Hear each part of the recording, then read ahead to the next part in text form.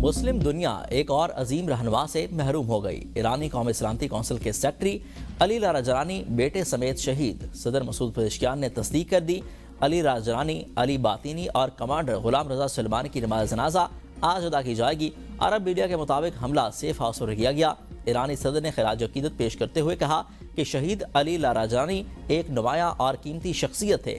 خطے میں امن و سلامتی کے لیے علی لاریجانی کی خدمات کو سراہا گیا۔ قوم ایک مخلص رہنما سے محروم ہو گئی۔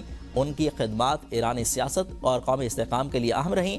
چند دن قبل علی لاریجانی نے ایک پوسٹ میں کہا تھا کہ میں موت کو خوشی کے سوا کچھ نہیں سمجھتا اور ظالموں کے ساتھ زندگی کو غم کے سوا کچھ نہیں سمجھتا۔ یہ کلمات علی لاریجانی سینئر ایرانی سیاستدان اور با اثر قدامت پسند رہنما تھے جو ایرانی اسٹیبلشمنٹ کے اہم پالیسی سازوں میں شمار ہوتے تھے۔ لاریجانی شہید آیت اللہ خامنائی کے قریبی اور قابل اعتماد ساتھی تھے۔ انہوں نے ایران کے چیف نیوکلیئر مذاکرات کے طور پر بھی یورپی طاقتوں کے ساتھ حساس جوہری مذاکرات میں کلیدی کردار ادا کیا۔ خطے اور مغربی ممالک کے ساتھ سفارتی توازن کی پالیسی کے حامی تھے۔ علی لاریجانی نے تہران کی شریف یونیورسٹی سے آف ٹیکنالوجی سے تعلیم حاصل کی۔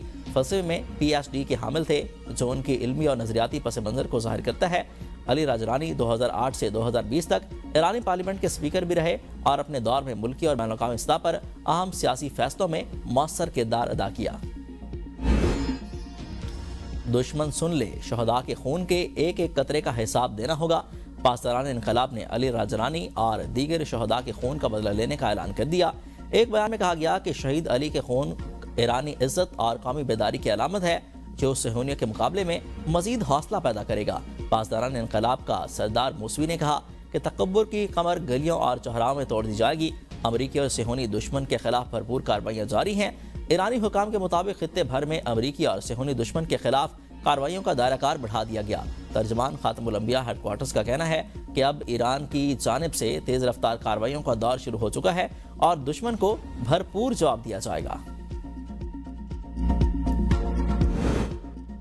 امریکی اور اسرائیلی حملے میں مجتبیٰ خامنائی بال بال بچ گئے۔ دی ٹیلی گراف کا دعویٰ اخبار کا مجتبیٰ خامنائی کے تاحال زخمی اور زیر علاج ہونے کا دعویٰ بھی سامنے آیا۔ لکھا کہ مجتبیٰ خامنائی اس وقت میزائل حملے میں بچ گئے تھے جس میں ان کے والد آیت اللہ خامنائی شہید ہوئے۔ مجتبیٰ خامنائی حملے کے وقت اپنے رہائشی کمپاؤنڈ کے باغ میں تھے جس کے باعث وہ براہ راست حملے کی زد میں نہ آئے، تاہم اس دوران ان کی ایک ٹانگ زخمی ہوئی۔ رپورٹ میں کہا گیا کہ آپریشن کامیاب رہا اور وہ اس وقت ہاسپٹل میں زیر علاج ہیں۔ مجتبیٰ خامنائی تاحال منظر عام پر نہیں آئے اور ان کی صحت کے بارے میں قیاس آرائیاں جاری ہیں۔ دوسری جانب روس میں ایرانی سفیر نے سپریم لیڈر سید مجتبیٰ خامنائی کے روسی اسپتال میں زیر علاج ہونے کی تردید کر دی۔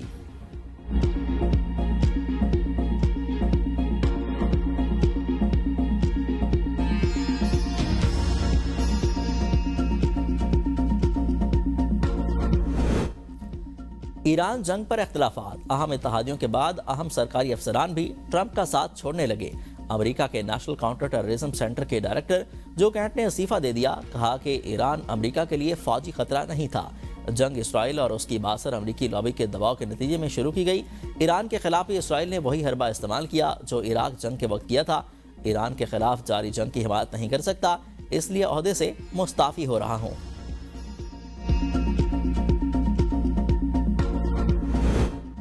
امریکی صدر ڈونلڈ ٹرمپ نے کہا ہے کہ اسرائیل نے علی لاریجانی کو باندھ ڈالا۔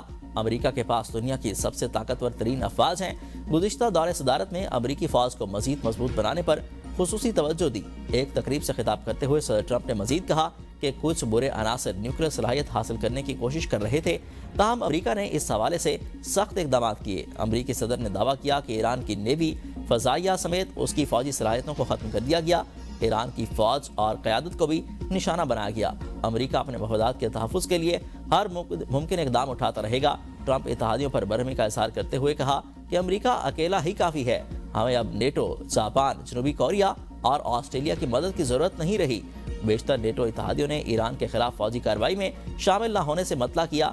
مجھے کوئی حیرانی نہیں ہوئی، میں نے ہمیشہ نیٹو کو یک طرفہ معاملہ ہی سمجھا۔ نیٹو پر ہم سالانہ اربوں ڈالر خرچ کرتے ہیں جو ان ممالک کا تحفظ کرتا ہے، ہم ان کا تحفظ کریں اور یہ ممالک ضرورت کے وقت ہمارے لیے کچھ نہ کریں۔ ایران نے امریکہ کے ساتھ کشیدگی کم کرنے کی تجویز کو مسترد کر دیا۔ سینئر ایرانی عہدیدار کے مطابق 2 ثالثی ممالک نے تجویز بھیجی ہیں جنہیں سپریم لیڈر نے مسترد کرتے ہوئے کہا کہ اب یہ وقت امن کا نہیں، امریکہ اور اسرائیل کو شکست دینا ہوگی۔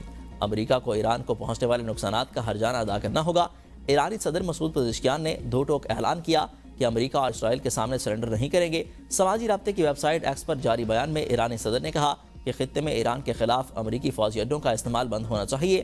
ان اڈوں کا مقصد ایران اور ہمسایہ ممالک کے تعلقات کو خراب کرنا ہے۔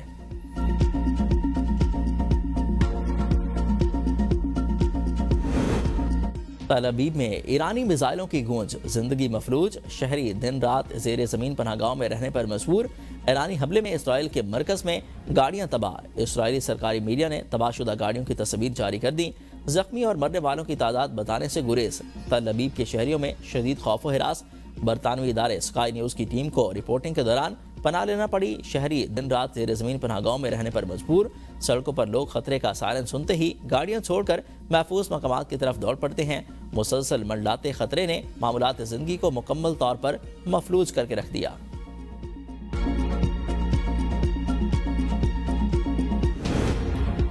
ایران کے اسرائیلی اور امریکی اہداف پر خیبر شکن، عماد اور قدر میزائلوں سے تازہ حملے۔ ابوظہبی کی اہم گیس پیداواری مرکز شاہ گیس فیلڈ پر ڈرون حملے کے بعد آگ لگ گئی۔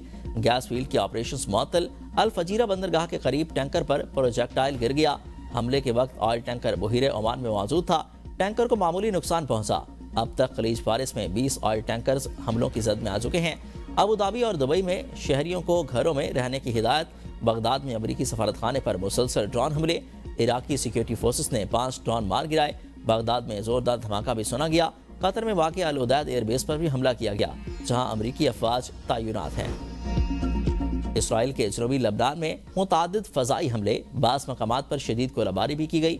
حزب اللہ اور اسرائیلی فوج کے درمیان جھڑپیں بھی جاری ہیں۔ لبنان کی سرکاری خبر رساں ایجنسی کے مطابق اسرائیلی طیاروں نے الطیبہ، مجادل اور زبکان کے علاقوں کو نشانہ بنایا۔ اسرائیلی جنگی طیاروں نے قانا شہر میں ایک گھر کو بھی نشانہ بنایا۔ اسرائیلی حملوں کے باعث جنوبی لبنان کے کئی علاقوں سے بڑے پیمانے پر نقل مکانی جاری ہے اور اب تک 8 لاکھ افراد بے گھر ہو چکے ہیں۔ ایران کے خلاف جنگ، امریکہ اور اسرائیل نے ابتدائی 4 دن میں $20 ارب پھونک دیے۔ پہلے 96 گھنٹوں میں اتحادی افواج نے 5000 سے زائد ہتھیار استعمال کیے۔ ایران کشیدگی نے جدید جنگ کی ایک نئی حقیقت کو عیاں کر دیا۔ اخراجات کے ساتھ ان ہتھیاروں کی دوبارہ تیاری اصل چیلنج ہوگا۔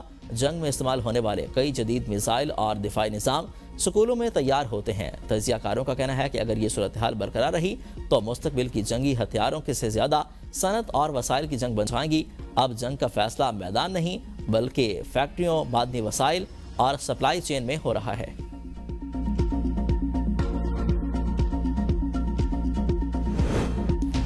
طالبان رجیم کے الزامات پر خواجہ آصف کا رد عمل۔ وزیر دفاع خواجہ آصف نے کہا کہ اسپتال کو نشانہ بنانے کا دعویٰ ان کی طرف سے آ رہا ہے جو مسجدوں پر حملے کرواتے ہیں، سربسجود نمازیوں کو شہید کرتے ہیں، نہتے شہریوں اور مارکیٹوں، سکولوں کو نشانہ بناتے ہیں، معصوم بچوں کو خون میں نہلاتے ہیں۔ موسم کچھ لوگ اس ریاست پر حملہ آور ہیں جس نے 50 سال سے ان کو پناہ گاہ میسر کی ہے، جو کمٹمنٹ کرتے ہیں اس کو آنر نہیں کرتے، اربوں روپے کی کمٹمنٹ پوری کرنے کے لیے تاوان مانگتے ہیں۔ پاکستان کی مٹی نے نہ صرف ان کو پناہ دی بلکہ ان کے لیے ایک سپر پاور سے بھی ٹکرا گئے۔ 3 نسلوں کی مہمان نوازی کی۔ ہم نے اپنی 78 سالہ تاریخ میں بہت غلطیاں کی، ان کی مہمان نوازی سب سے فاش غلطی ہے، اللہ ہمیں معاف کرے۔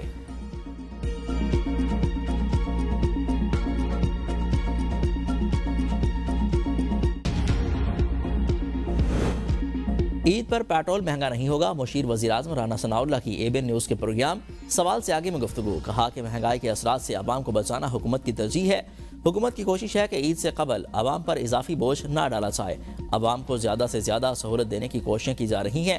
پیٹرولیم قیمتوں میں اضافے سے ہر شعبہ متاثر ہوتا ہے۔ عام آدمی پہلے ہی ٹیکسز اور مہنگائی کے دباؤ میں ہے۔ عوام کو بھی مشکل حالات میں ذمہ داری کا مظاہرہ کرنا ہوگا۔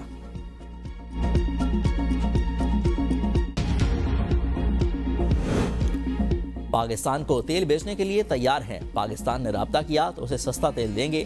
روسی سفیر البرٹ پی خوریف کی اسلام آباد میں پریس کانفرنس۔ کہا کہ ٹرمپ کی فوجی مہم جوئی پر پوری دنیا حیران ہے۔ موجودہ کشیدگی کب اور کیسے ختم ہوگی اس کی پیشگوئی ممکن نہیں۔ صورتحال پیچیدہ ہے۔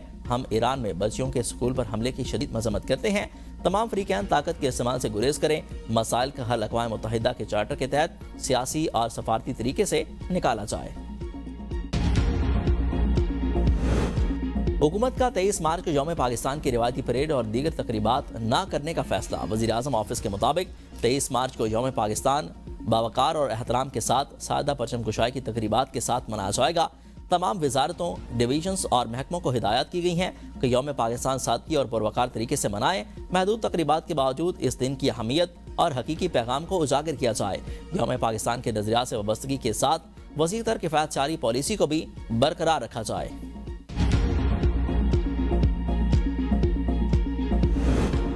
और इंटरनेशनल हॉकी फेडरेशन ने मेंस हॉकी वर्ल्ड कप 2026 के ग्रुप्स का ऐलान कर दिया। पाकिस्तान हॉकी टीम मुश्किल ग्रुप में शामिल। पाकिस्तान को पूल डे में भारत, इंग्लैंड और वेल्स के साथ रखा गया। पाक भारत टाकरा एक बार फिर आलमी तवज्जो का मरकज बनने को तैयार। पूल डे टूर्नामेंट का सबसे सख्त और दिलचस्प ग्रुप करार। वर्ल्ड कप 2026 की मेजबानी बेल्जियम और नीदरलैंड्स करेंगे।